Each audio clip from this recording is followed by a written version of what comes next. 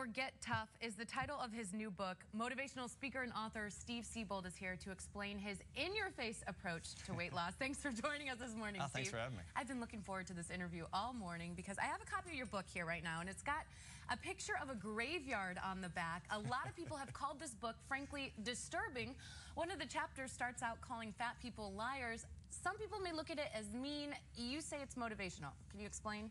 Well, fat people are liars, and I'm a former fat person, so I get this. We lie to ourselves, we lie to other people about what we're eating, and we're delusional, and that's why we get fat. It's one of the biggest reasons we get fat.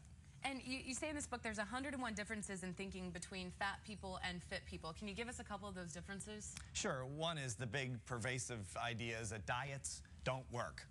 Diets do work. Health clubs work. Only if you go to them or you follow them. Right? You have to actually do the diet to make it work. There are many great diets, like there are many great health clubs, but you have to actually do something to make it work. So diets work perfectly. People don't work sometimes, and that's why they get fat. And what else? What are some other tips? A lot of people think 99% compliance is good. If I stay on my diet 99% of the time, then I'm doing great because it's better than I did last year, which was 50%. 99% compliance sucks. I'm sorry, it's the best way to say it. I shouldn't say it on TV, but it does. It sucks because 99% compliance will keep you fat. It's the kind of thinking that keeps people where they are.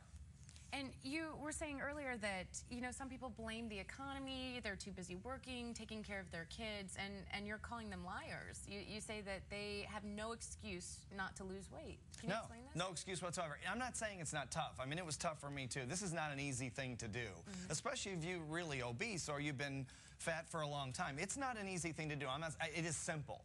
And part of the simplicity of it is getting mentally clear and mentally tough and growing up and emotionally and saying, I'm going to do this. Put the donut down and go work out and you'll start to get thin. I don't care how busy you are. This is doable. And so you say before, quote, you were once a fat tub of lard with a large pot belly. I appreciate you bringing that up, Pam. I really do.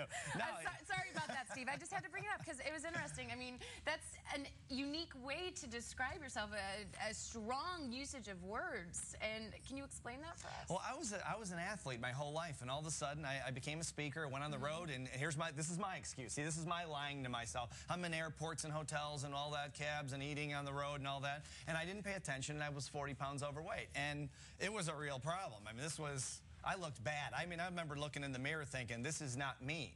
You know, I'm a mental toughness coach for major corporations. I need to clean this up. And 12 weeks later, I wrote a program, and I cleaned it up, and that was it. That was the end of it. For someone out there watching right now, your book doesn't come out until August, correct?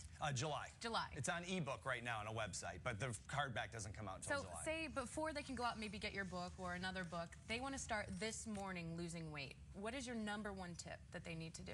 Make a decision. Make a decision right now that you're going to do this, and you're not going to hold back. You're not going to let yourself fall into any traps of the masses, of what we call middle-class thinking, which is the way the average person thinks. Don't fall into the trap. Get tough, grow up emotionally, and make it work. Done. End of story. All right. Thanks, Steve, for joining us. Thanks, Amber. Thanks for having me. Thank you.